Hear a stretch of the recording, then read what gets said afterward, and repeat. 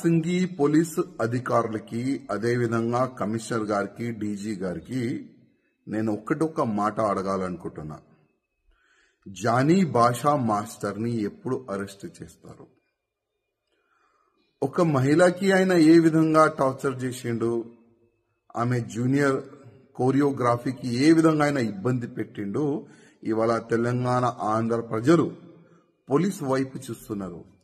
ఎప్పుడు ఆ దొంగకి ఆ లవ్ జిహాదీకి ఎప్పుడు అరెస్ట్ చేసి నిజాలు బయట పెడతారని తెలంగాణ ఆంధ్ర ప్రజలు ఎదురు చూస్తున్నారు.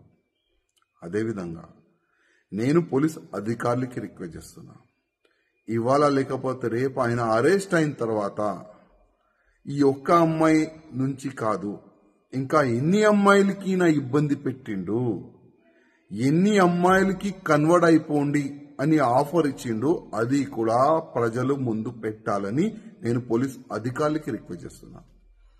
ఇవాళ బాలీవుడ్కి ఇంకొకసారి ఒక నల్ల మచ్చ తీసుకొని రానికి ప్రయత్నం చేసిన ఈ జానీ భాషా మాస్టర్, ఇట్లాంటి చాలా మంది ఉండొచ్చు, ఇంతకుముందు ఉన్నారు కూడా.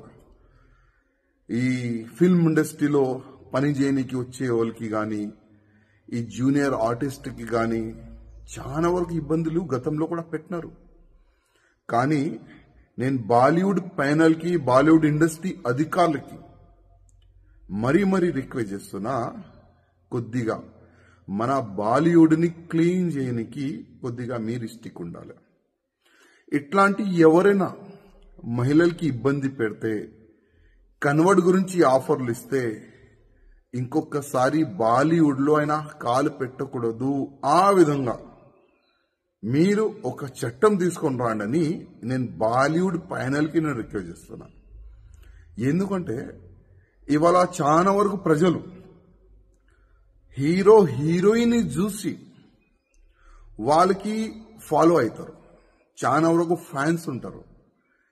కానీ ఇట్లాంటి కొంతమంది వల్ల మొత్తం బాలీవుడ్కే చెడపేరుస్తుంది.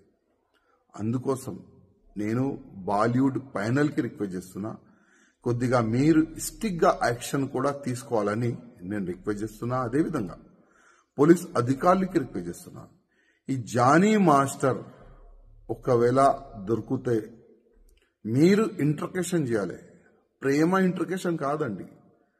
ఏ విధంగా ఒక దొంగకి, ఒక రౌడీ చేసేవాడికి, ఒక మర్డర్ చేసేవాడికి ఏ విధంగా మీరు అది ట్రీట్మెంట్ చేస్తారు కదా, ఆ విధంగా ఈ జానీ భాషా మాస్టర్ కు కూడా ట్రీట్మెంట్ మంచి చేయాలి, మంచిగా పనిష్మెంట్ ఇవ్వాలి, నిజాలు బయటికి తీసుకుని రావాలని నేను పోలీస్ అధికారులు కూడా రిక్వెస్ట్ చేస్తున్నా.